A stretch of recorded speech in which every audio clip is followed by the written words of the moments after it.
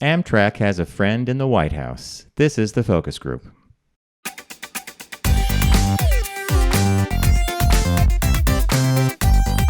They're all business, except when they're not. It's the Focus Group with Tim Bennett and John Nash.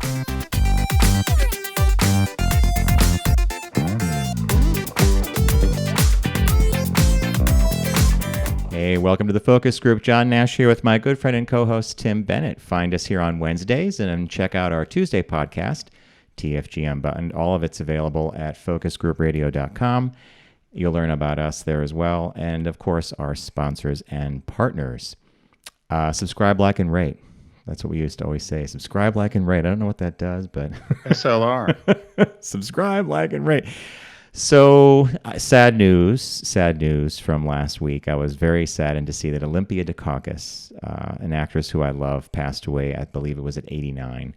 And you'll remember her as Cher's mother in the movie Moonstruck. And for many of our listeners who are fans of the original first series of Armistead Maupin's Tales of the City, she played Anna Madrigal, a role that I loved her in. So I was kind of like, I don't like when all these Hollywood, the people that I'm used to seeing on TV or in film, like, pass away. I mean, I know it's going to happen, but I'm not happy about it. Wasn't she in Steel Magnolias too? Yes, she was. Good call. I was shocked about how old she was. I had no idea she was that old. Really? Yeah. Would you say she was 89? 89, yeah. Yeah, I had no idea. Well, it's similar to, I saw a birthday greeting last week to Kate Pierson of the B-52s. You know how old she was? 72? 72. I think I saw that as well, and I was shocked. I'm like, how can she be that age? Because we haven't aged at all. Still singing Rock Lobster. Yeah, well, to us, they will always be that band, right? And they'll be at a certain age where they were providing us with some of our favorite songs. So it's I still remember the day I was working at Walden Books. You and I grew up in two little towns in Connecticut, and I worked at a Walden Books, and two stores down was a little store called Record World. Laura Dachenko was the manager there. Yeah, wasn't? And I think Laura was, right? Right. And there was a guy, but I can't remember his name, but the guy came in with a mustache, and he was the assistant manager, and we had a record player. And at the bookstore. That's so right. He comes in with this 45. He goes, I got to play something for you. Just came in. And this was 1979, 1980, and it was the 45 of Rock Lobster. And he was just so enthralled with it. And he's like, you got to put it on. So we put it on. Now, you know that it was such a tight-ass little town with all the people in the bookstore. And we cranked this thing, Rock Lobster, in the Walden Books. And I learned from the woman there, Linda Hodson, who was the store manager, when people would complain, she'd be playing Stairway to Heaven. She'd be playing Led Zeppelin albums and stuff. And people would come up and complain about the music. And she goes, isn't it horrible? It's piped in from corporate and the knobs are broken. And I'd be looking at her. I mean, it was our own single record player, but she would say the knobs were broken and we couldn't control the volume and it was piped in from corporate. I learned early on, just, let it go. Did nobody saw was it concealed somehow, the turntable? It was up, and that little two-step thing. I do remember that. The dais. It was the dais. It was up there. It was she had gone to Caldor or something and bought this cheap, $90 back record then. player with two big speakers, and we would play records, and she would play, Led Zeppelin and Peter Frampton and whatever she. And this stuff would be blaring in there, people looking at their books. And isn't it horrible? People complain. Can you turn that music? Isn't it horrible? She'd say. Piped in from corporate. I love that. Piped in from corporate. The knobs are broken. I think you and I benefited from having managers that taught us some of the ropes about, especially the customer is always right, and also some of the idiotic behavior that customers, like you had her, I had Ellie Barabas at Marshall's, brand names for less. I didn't last on the service desk, as you know. I did do okay as a cashier, but I was primarily a menswear guy or the shoe department. But the stuff that went on, man, I tell you. Well, she was by no means the customer's right. She was by all means the customer was wrong. I mean, I watch her she'd always send customers on a wild goose chase. People would ask, do you have greeting cards? She's like, we're books, strictly books. Do you have luggage tags? And she said, as I said, we're books. And then they'd ask for something else. She goes, all the way in the back on the bottom left, on the bottom shelf on the left. And I'd be like, Linda, we don't have that. She goes, I know. I told her we didn't have the two other things. If she wants to go look, let her look. I was like, okay. What else can you say? And that's how you learn. That's how you learn. So yeah, back to the original obituary for Olympia Dukakis. We recently saw Moonstruck because it's one of those movies that does air quite frequently on TV, and we tuned into the scene where I think that Cher comes back after a night with Nicolas Cage. She's got a love bite on her neck, and Johnny Camerari's coming back from Italy to break off the engagement. And she goes, "Your life's in the toilet."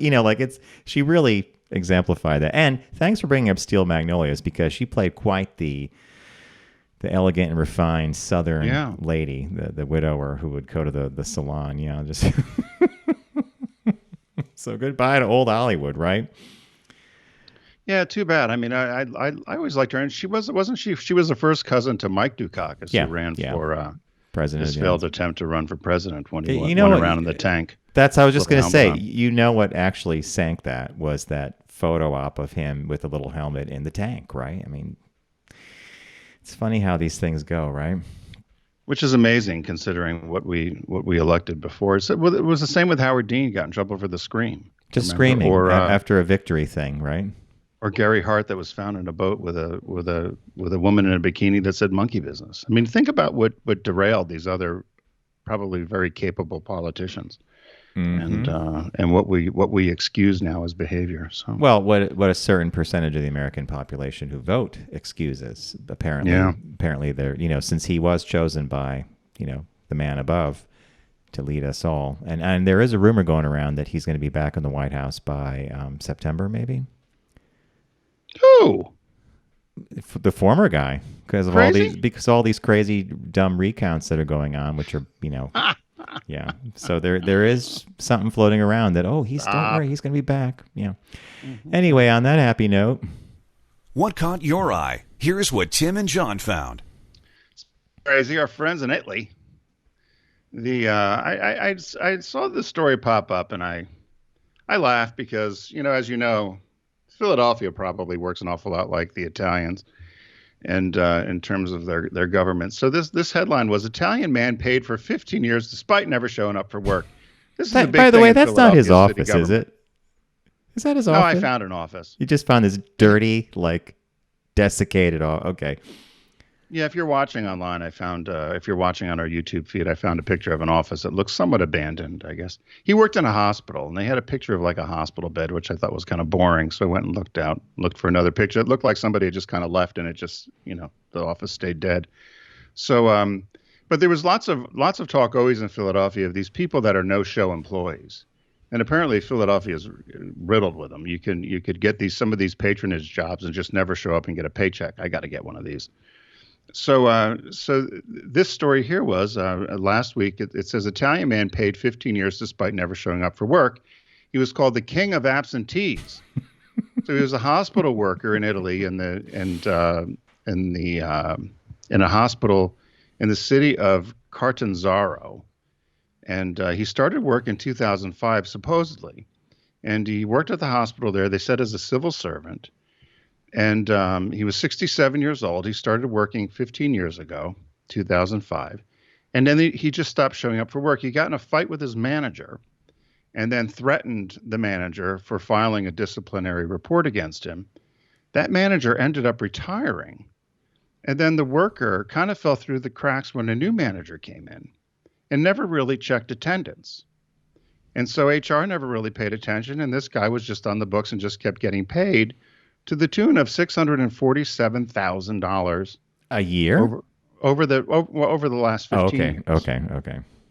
And so finally somebody caught on, and so the police got involved, and they said that they've been checking this now, and they called the investigation is nicknamed Part-Time, and they are now putting 6 other managers under investigation as well because they think they played a role in this absentee scam.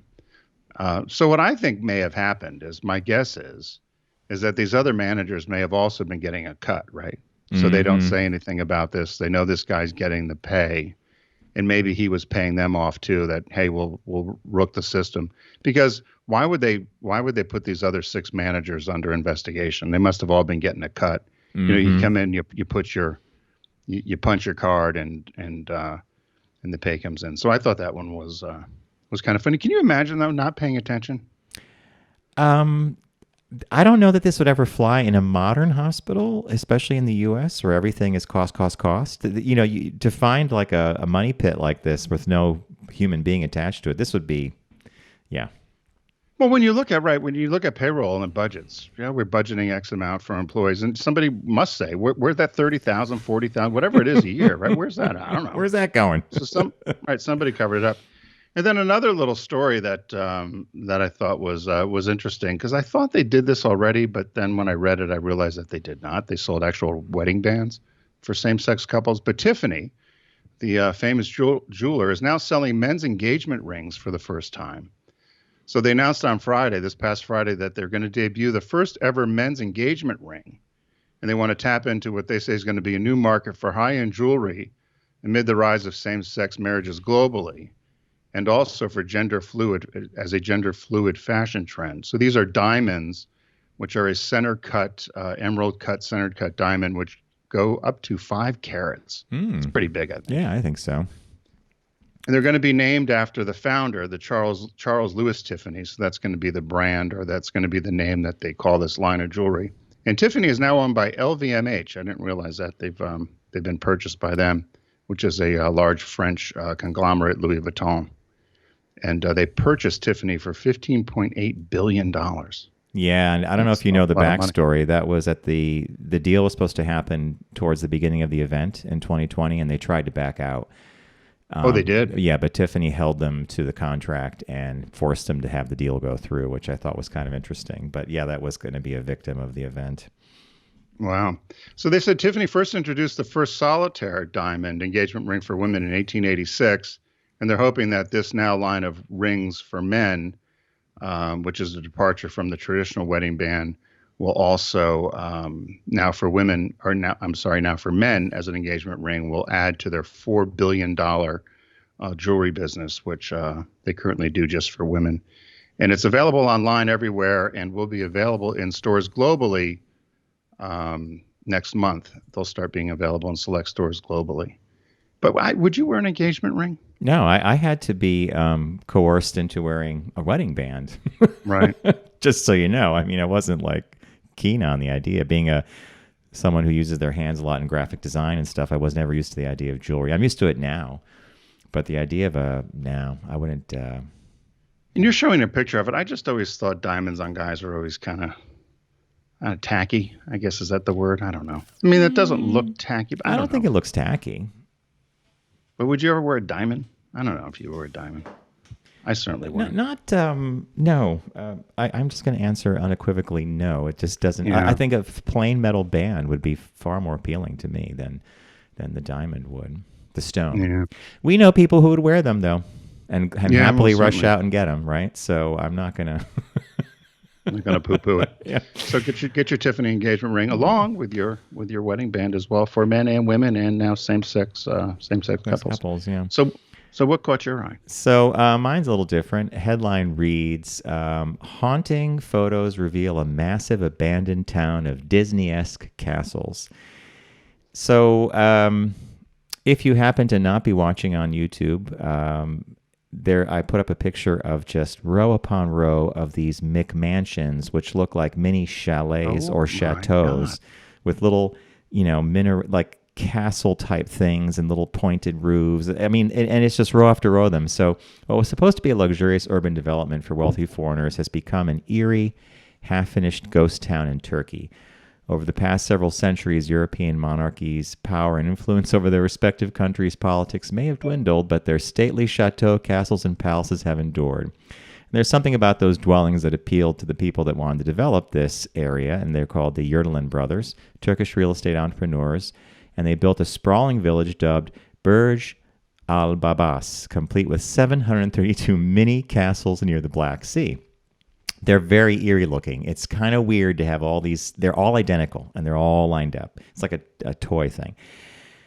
Rich foreigners love the south of France, and the south of France is replete with chateaus. So these guys thought, why don't we make this development just like the south of France? I'll bite my tongue. Wait, let me change the picture to what it looks like in the wintertime. Now it looks like something out of Russia, right? I mean, it's Which just... one is mine? So they built this. Oh my They God. chose the spot for their little kingdom, the Roman spa town of Mudurnu, Mudurnu, which is well known and well. This can't be that well known if I can't pronounce it. For its hot springs and putative healing waters, each villa would boast underfloor heating and jacuzzis on every level, further reinforcing the idea of European luxury in the Middle East. Then Turkey's economy came to a grinding stop due to a failed political coup, terrorist attacks, and of course, the event. And the developers were forced to declare bankruptcy. Plus, investors and buyers pulled their money out of the $200 million project, which didn't help this building group any to rebound. And now this manor town has become basically a ghost town. And so there's like dogs roaming around. They put some old construction equipment there, and it's just empty. It's chilling in some ways, but I thought you'd get a kick out of the... European luxury in the Middle East to me would be a razor and a towel, and some soap. I mean, this to me, I laugh at this. If you're not watching, you need to just click on and look at this little village. Why would you make it so exactly the same? Isn't it it's creepy? hilarious. It's like some kid took the sandcastle mold and made 40 in a row. Like and your home would look like everybody else's. I think this one is the one that the picture in the snow is the one that does It's it for me. hilarious. They look like Russian bunkers, don't they? I mean, they're horrible. It's a little mini Kremlins all lined up. It's weird. Yeah, it's so weird. So there you go. Town by the sea. That's a good one, John. This might be an all-time. We should do our top 10 caught my eye. Caught we my should do that eyes. at a year end. We should do a year end caught my eye if we're all living. If we're all living, yeah. So there you go. I thought you'd enjoy that one. So as many of you know, our friends at Deep Discount have been partners of ours here for quite a while. And we would like you to go to their site by going to ours, focusgroupradio.com. Click on the Deep Discount logo, which is a shark. Sharky the Shark. I haven't done him in a while. And start your shopping experience. There are a lot more things there than simply movies and DVDs and CDs. There's games and toys and books, and it's kind of like a big mousetrap or a catch-all. Like once you start shopping, you're not going to stop. So the sale this week is a Baby Boomers sale. And obviously that means titles from a certain bunch of decades. So let's see what Mr. Bennett picked for a Deep Discount this week. So right on the front page, I laughed as soon as I saw this. I didn't go too far. I picked Muscle Beach Party. Have you watched any of these? There's a series of, I think there's 7 or 8 of these in a series of these beach party movies with Annette Funicello and Frankie Avalon. There they are holding up the surfboard. Yeah. Yeah, they're the prequel to what these rom-coms are nowadays. But this one is they're campy, they're tacky, they're so bad, they're good. You have to watch them. As one of the critics said, which I laughed, they said usually when this came from one of the critics said usually when the movie gets bogged down, there's usually some teenager or somebody that jumps into the camera and says "surfs up," and then there's some music and surf things. And they said this happens quite a bit. Because, they said whenever the story bogs down, which is quite often, someone runs into camera range and yells, "Surf's up!" This is followed by a series of cuts of surfers in action. It's all very mechanical. And but they said it was all of these were done by William Asher directed these, who directed I Love Lucy and Bewitched. And Annette Funicello, of all things, got an award for Best Female Musical Performance. She was nominated for the film in 1965. The film was banned in Burma. In case you want to know. The other thing interesting about this, so this slew of these beach movies, this one came out in 1964, but it's the last time that Frankie Avalon or any of these teenagers or these teenage movies were smoking on screen. As in cigarettes, right? Like that was a big thing. Yeah, this was the last time you ever will see these teens, and particularly they said Frankie Avalon smoking. This was the last of them because they said the Surgeon General had said there was to be no more smoking on screen. So this was it. But Buddy Hackett's in the movie, Don Rickles, Stevie Wonder. Oh, my God. It's only 94 minutes. And every time it comes on, I laugh. Because you watch it. It's camp, high camp. Yeah, it's camp. So Muscle Beach. Great pick. Now mine is obviously a me thing, but I see this pop up a lot, and the movie's called Dark Star. And when I say it pops up a lot, it pops up meaning I've seen it on lists of things like movies that you have to see or science fiction milestones in cinema. So the plot, and I've never seen it, so I thought this is a good opportunity to shop this and get it. In the mid-21st century, mankind has reached a point in its technological advances to enable colonization of the far reaches of the universe. Well, we know it's a fiction. Dark Star is a futuristic scout ship traveling far in advance of colony ships, armed with exponential thermostellar bombs. Someone had to write that. It prowls the darkest reaches of space on a mission to seek out and destroy unstable planets ahead of the colonists' approach. But there is one obstacle that its crew members did not count on. One of the ship's thinking and talking bombs is lodged in the bay, threatening to destroy the entire ship and crew! Exclamation point. The original movie that came out in 68 minutes long, but Jack Harris, a Hollywood producer who was on this film, was convinced that 15 more minutes would really cement the movie. So I have to now see this. I have never seen this before, but I will spend the time to watch it because I think it might be interesting. As I said, it's one of these things that pop up on lists, and I haven't seen it before. So, and our release this week is a movie that I have queued up that I would like to see. Got a lot of Oscars buzz and was talked about last year, and it's called Judas and the Black Messiah. Have you heard about it? I have, and I'm the same with you, and I'd like to see it as well. It takes place, what is it, 1966? Mm-hmm. Chicago. Chicago teen Bill O'Neill was offered a clean slate by the FBI if he would infiltrate and inform on the Illinois Black Panther Party. And I guess from there it goes wrong, right? Well, he does, in fact, infiltrate and inform, and so that's a whole thing, right? Right. So I think that this came out around the time of One Night in Miami, which is about 4 amazing figures in black civil rights history, and like Muhammad Ali, I think, is involved, get together in a hotel room in Miami. So there's been a lot of these films that look at that period of time, and I this one is definitely on the list, though, because our friend Lauren at Deep Discount said you really need to see this. Right. I think you're going to enjoy it. And it's fact-based, too. And it's fact-based, cool. Yeah. Yeah. So head over to focusgroupradio.com, click on the Deep Discount logo, start shopping away. I picked one of the Muscle Beach movies. John picked Dark Star, and the release this week is Judas and the Black Messiah on Blu-ray. And as we say, if you support our sponsors, we appreciate it, and they appreciate it too. We're going to take a quick break. When we come back, it's time for some shop talk and a business birthday. So stay with us.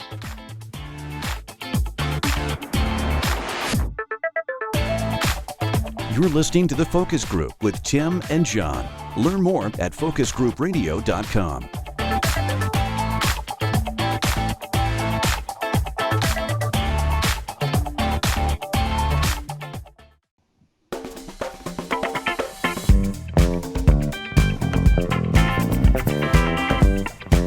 Now back to The Focus Group with Tim and John.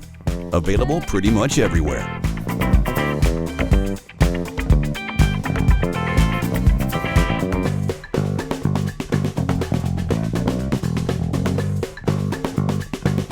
Hey, welcome back to the Focus Group. FocusGroupRadio.com is the URL for our website, and Focus Group Radio is the handle for all our social media, either or, and it's very brand consistent. And that would be, of course, because we are brand people from the world of advertising and marketing.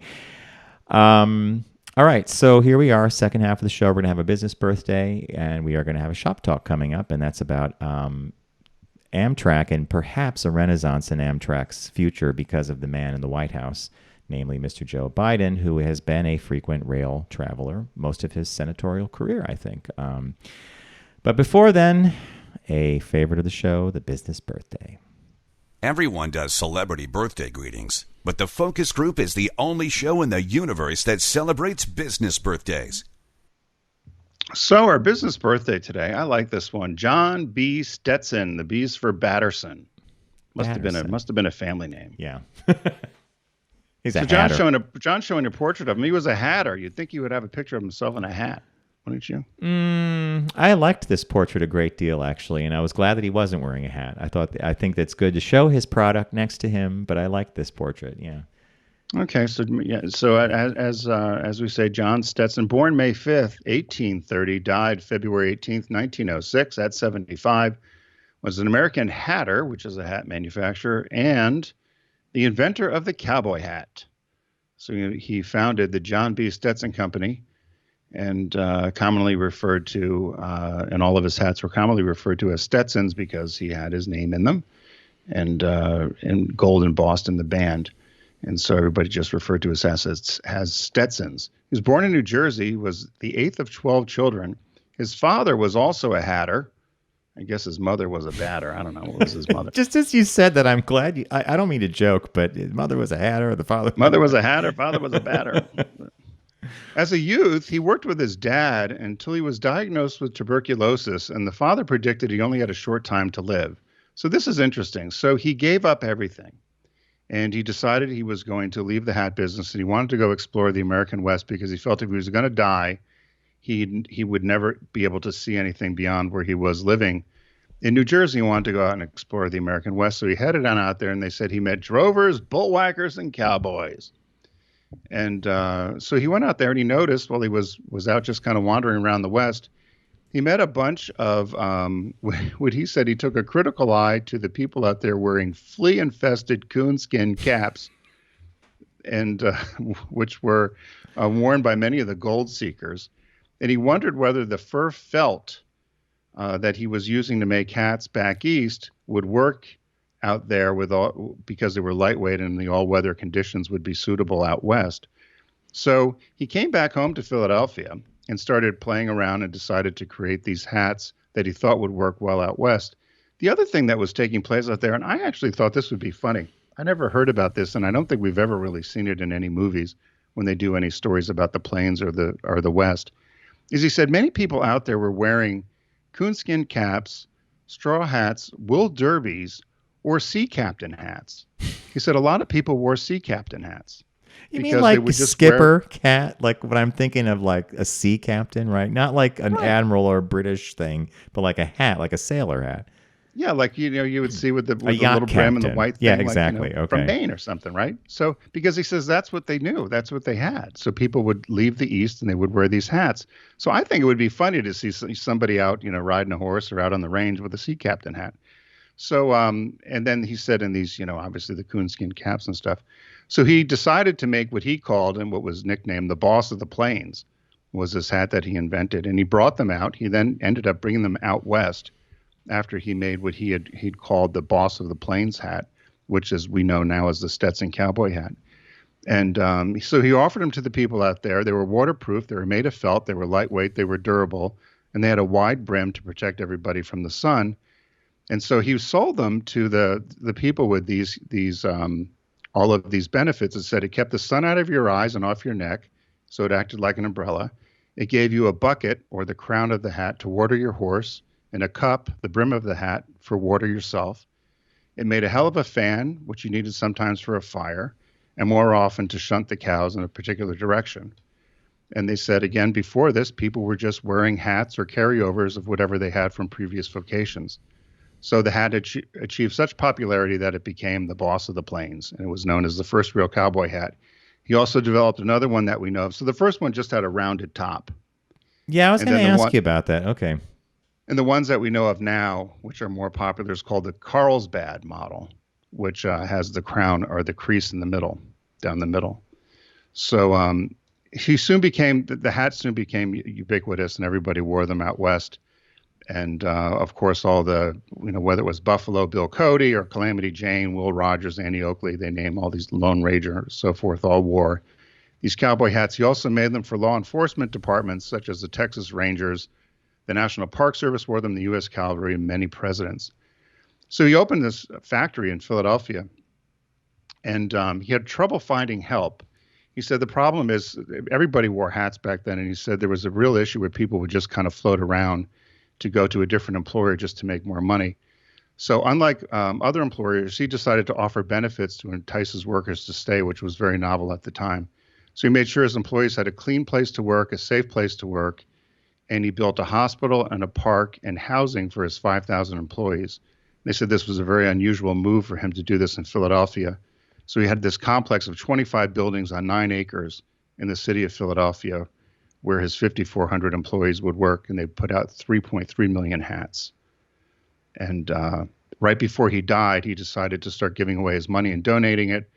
Helped build colleges such as Temple University, Stetson University. He also helped establish the YMCA in Philadelphia and a number of other academies and schools across the country.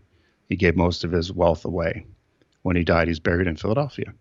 What's so fascinating about this is it's an icon of the West, the Stetson hat, and yet it was conceived, and the whole life of the Stetson company is in Philadelphia, like America's first city, right? I was going to say, yeah.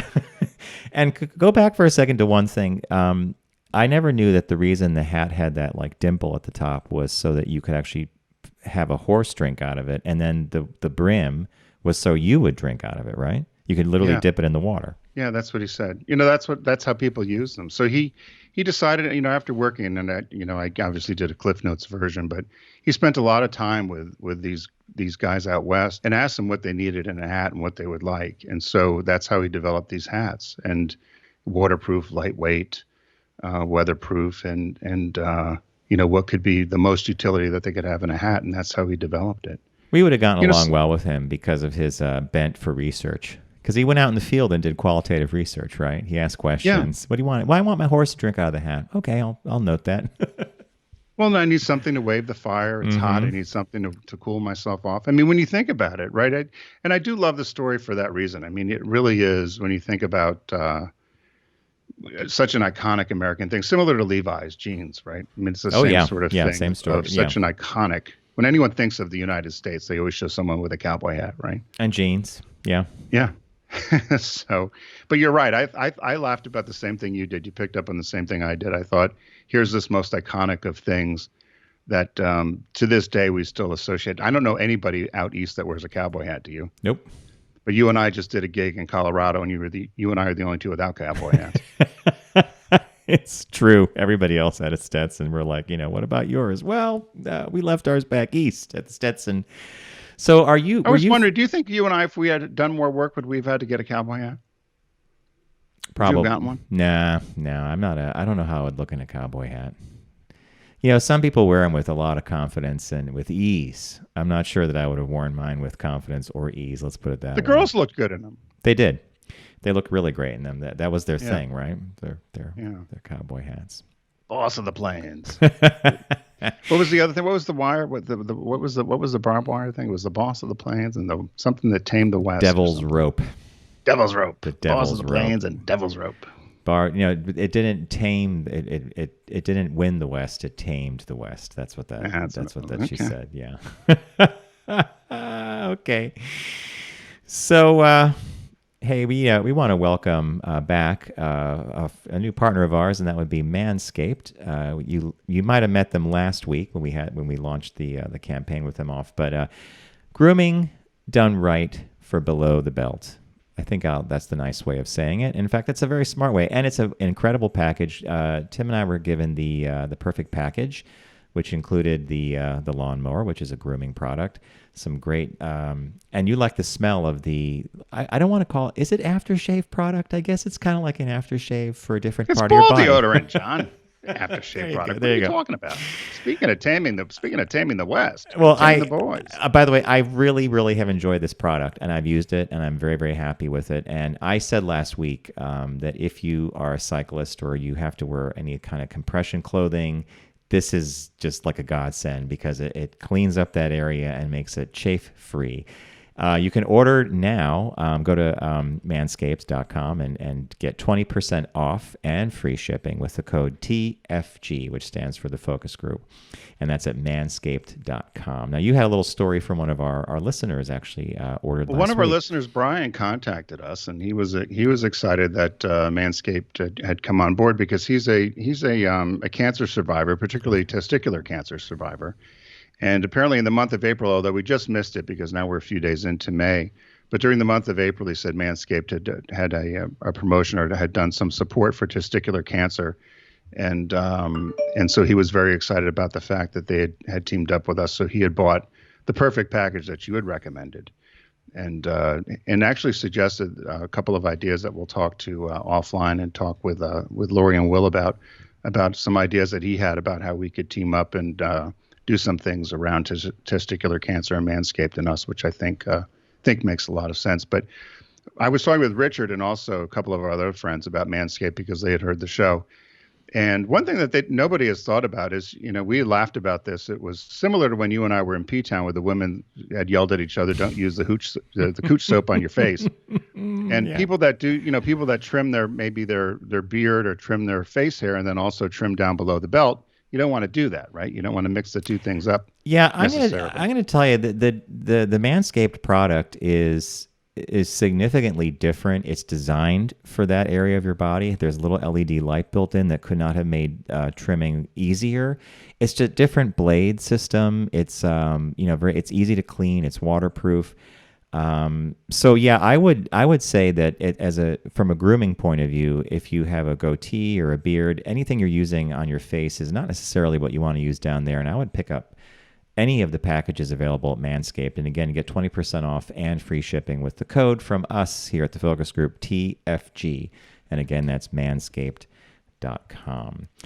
All right, so at the beginning of the broadcast, I teased a story that Tim found that I really loved, and it's basically about Amtrak. Amtrak's celebrating its 50th anniversary, which is a surprise to many, because when the railroad began, it was literally at a point where railroads were kind of passé and they were going bankrupt. And so to have a 50-year history be marked by the president recently, and as part of his infrastructure package, I think he has allocated, Tim, did I read that right? It was like $60 billion or something?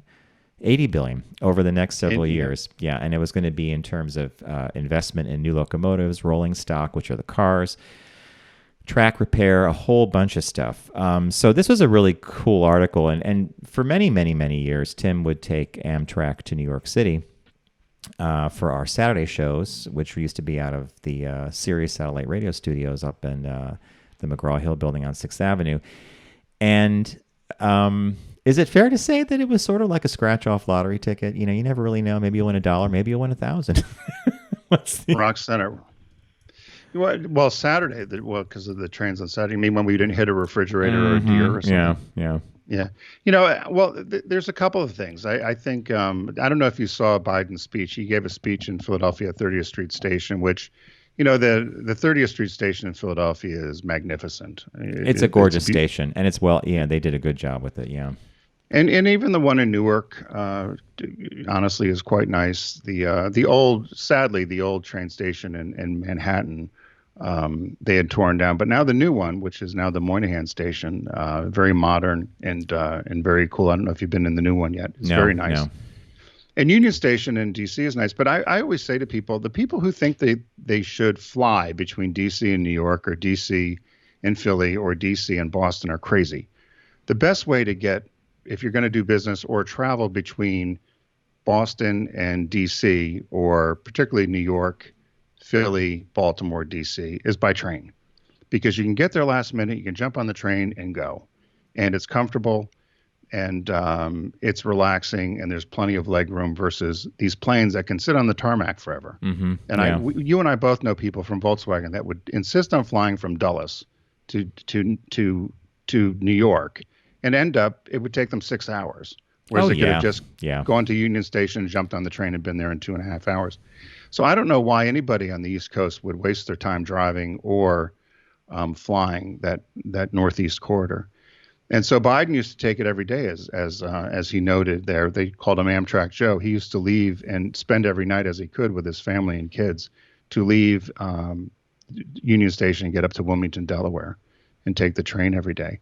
But Amtrak is, they want to make this investment, and he's a real proponent of it, and they're trying to get other governors and other people involved. And I hope it happens. And, the one thing when you and I were in Spain, remember you and I took the high-speed rail from Madrid France, to Barcelona. Spain, London, England. Europe has trains down pat. And I'm glad you brought this up, because the article talks a great deal about how some people envision a national rail network, which in the United States is just not practical because of the geography and the sheer size of our country.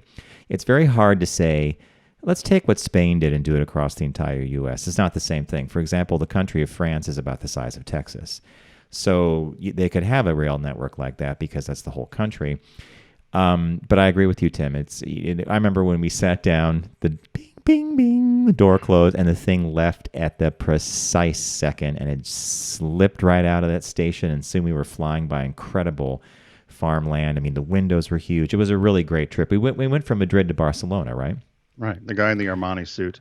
Yeah. With his clipboard. It's when I used my Spanish. And you had to use your Spanish to get us a ticket.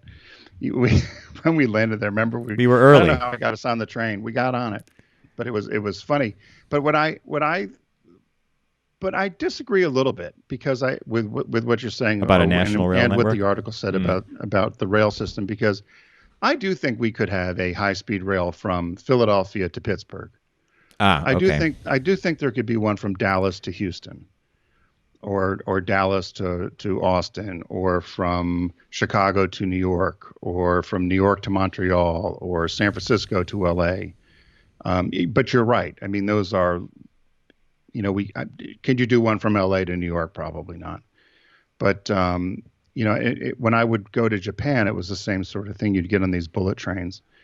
And they were magnificent. And I think if you took some of these senators, which I'm sure they have, and took them to Europe or Asia to see what's going on with the infrastructure, with their airports, and with their rail, it's embarrassing. When you and I were in Spain, and we flew back home where did we land? JFK. Yes. It was like we were landing in a third world country. It was horrible. Wasn't it? It was a shock. You were not. I remember that flight, and I remember the return home quite well. And it was embarrassing. It really is a shock to the system from the infrastructure point of view. And as you were talking, and as you were illuminating some of the points about why this is such an important thing or why we could have it, let's remind ourselves that one of the things that Biden has done very cleverly, I think, is that he has positioned the infrastructure bill and a whole bunch of the other spending initiatives as a once in a lifetime chance for this country to catch up to a country that will be our major competitor in the world, not only as a global power but as an economic one, and that's China. China's way ahead of us on this. They have built rail lines to cities that don't exist yet. You know how they do that? They'll like put a rail line out to an area that's going to be developed someday. High-speed trains.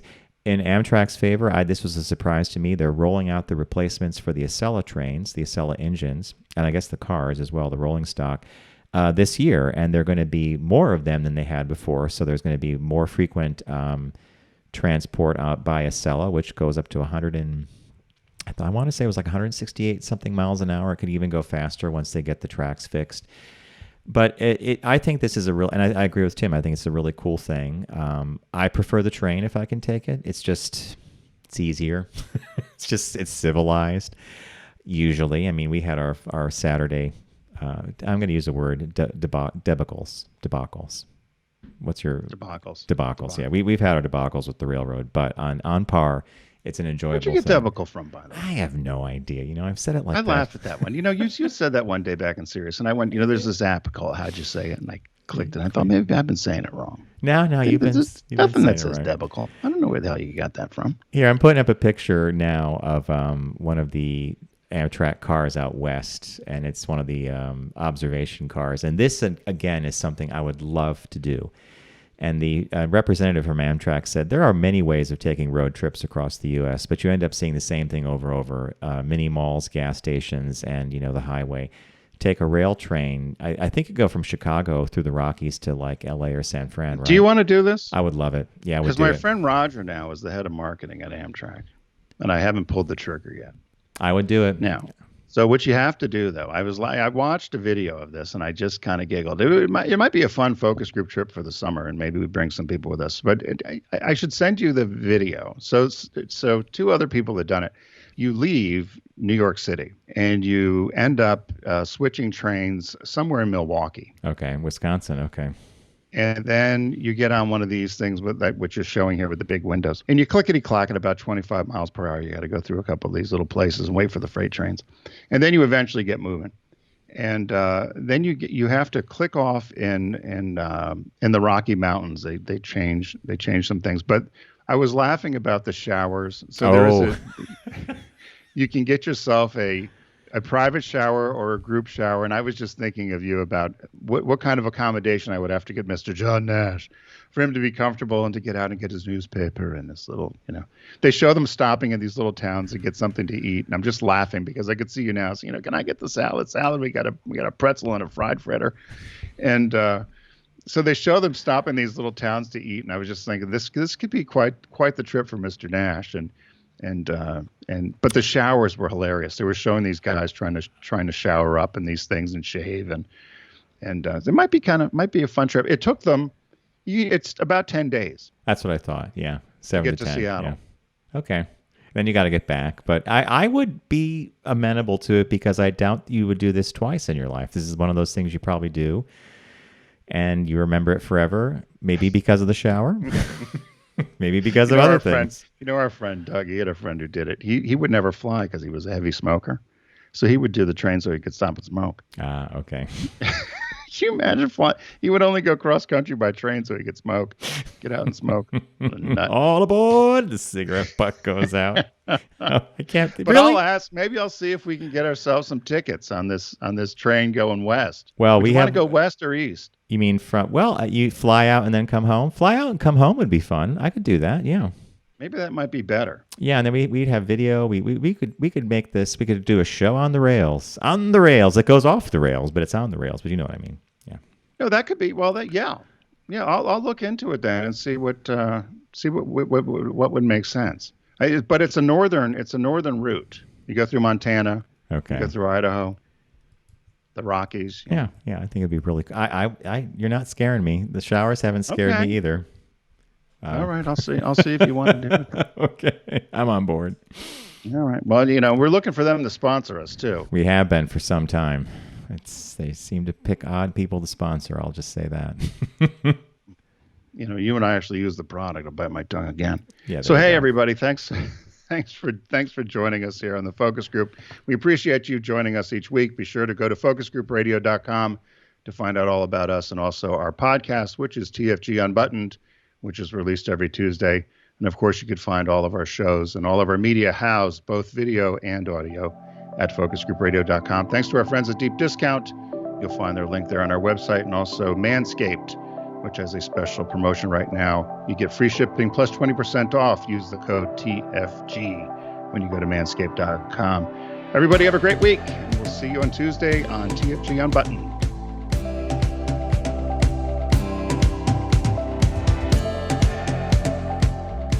It's the Focus Group with Tim Bennett and John Nash. Accessible on all platforms. Subscribe, like, and rate us on your platform of choice. Learn more at focusgroupradio.com. That was a stunning focus group.